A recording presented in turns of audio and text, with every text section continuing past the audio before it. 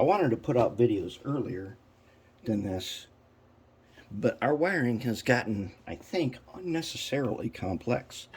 So let's take a look and see what we did. But first, let's start from the beginning here. What I did was I got my mega ultra secret locomotive lab book. Okay, and I drew it out. As I do in here. Wait, is that it? Nope, that's not it. Is that it? Nope. Nope. No, not that one. It's in here. Okay, green SMD ground effects. Okay, there's green SMD. Okay. And then here's the lighting diagram for the U25. So it's got a light on the nose. It's got a light on the cab.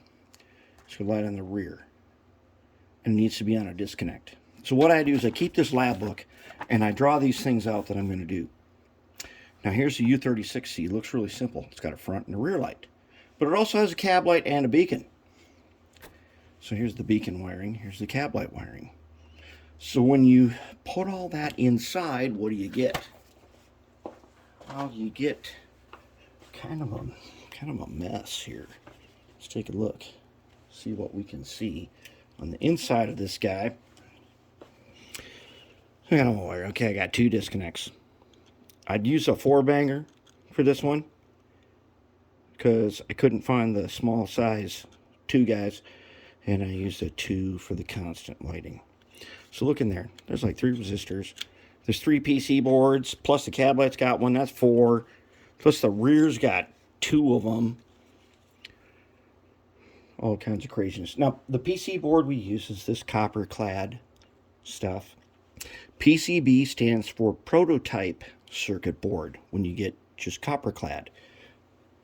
It also stands for printed circuit board when you get something like that we took out that looks like this. That's a printed circuit board where it's got all the stuff on it. But we use prototyping because we make our own circuit boards. All right, so we got it all in there and tested it. And it's getting to be really complicated. I could have, if I would have thought this out better, I could have put everything onto a single circuit board, dropped it in. It would have been way better. The other thing I did not anticipate was that cab light was not exactly the one that I wanted to put in here, but I didn't mark the bag. That thing is so ridiculously bright, and it's in the U25 also. It's just ridiculously bright. I am going to have to do something. I don't want to add a resistor to tone down the brightness. I want to add something. I was thinking of coloring it over with a marker. Maybe a little bit. I don't know. Because that way I could test different colors. But anyways, look at how we got a lot of circuit boards in there. Kind of unnecessarily complex. But here's what I wanted to show you. When you do this, now here it is. The decoder is going to go here. We made a spot to put our decoder. All right. We got our circuit board for the decoder. When we come down here, because we want to be able to do maintenance on this. So we've got one plug-in that goes to the constant right there. And we can plug them in because I put chapstick on them. I shaved off the things that lock it in place, and I put chapstick on it. So look, now we're plugged in, and now we're good. So that's good. We did that. That's a good sign. That means we are getting close. We can go ahead, put in the we can put in now the decoder, and these are going to be ready. So these handrails are coming along.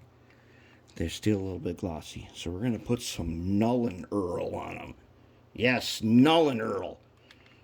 If you are a gamer, a lot of people call that like noon oil or something.